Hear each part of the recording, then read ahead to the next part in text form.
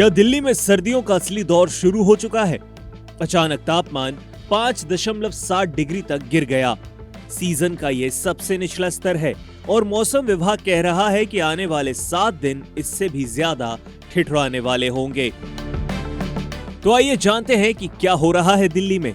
दिल्ली की सुबह अब पूरी तरह से बदल चुकी हैं। सर्द हवा है, धुंध है और जमीन पर जमी ओस ने ये साफ कर दिया है कि अब ठंड अपने असली तेवर दिखाने वाली है।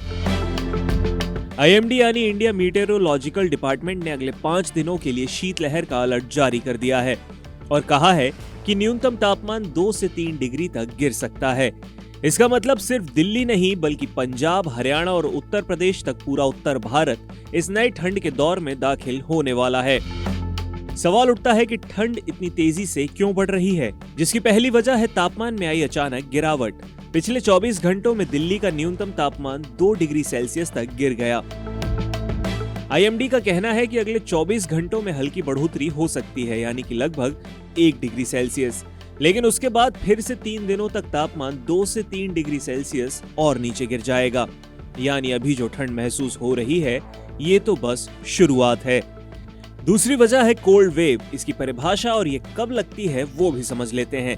आईएमडी कहता है कि शीतलहर तब मानी जाती है जब न्यूनतम तापमान 4 डिग्री सेल्सियस से कम हो या तापमान सामान्य से 4.5 डिग्री सेल्सियस से 6.4 डिग्री सेल्सियस कम हो जाए। दिल्ली में दोनों ही परिस्थितियां बन रही हैं और यही वजह है कि ये ठंड सिर्फ ठंड नहीं बल्कि कोल्ड वेव कंडीशन है। इसके अलावा दिन का तापमान भी नीचे आने वाला है। फिलहाल दिन के तापमान में बहुत ज्यादा बदलाव नहीं है, लेकिन अगले 48 घंटों के बाद अधिकतम तापमान में भी लगभग 2 डिग्री सेल्सियस की गिरावट आ जाएगी।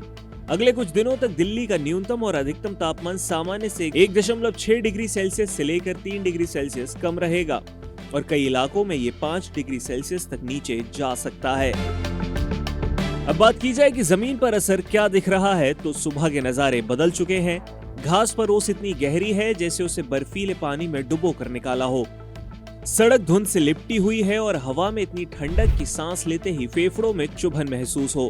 दफ्तर जाने वालों ने जैकेट, कोट, मफलर, कैप सब कुछ ही बाहर निकाल लिया है और दुकानदार भी अब देर से दुकानें खोल रहे हैं।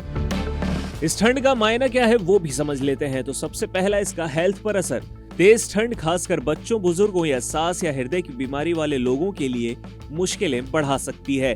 कम तापमान का मतलब होता है हाइपोथर्मिया, खांसी, जुकाम और वायरल के बढ़ने का ज्यादा खतरा।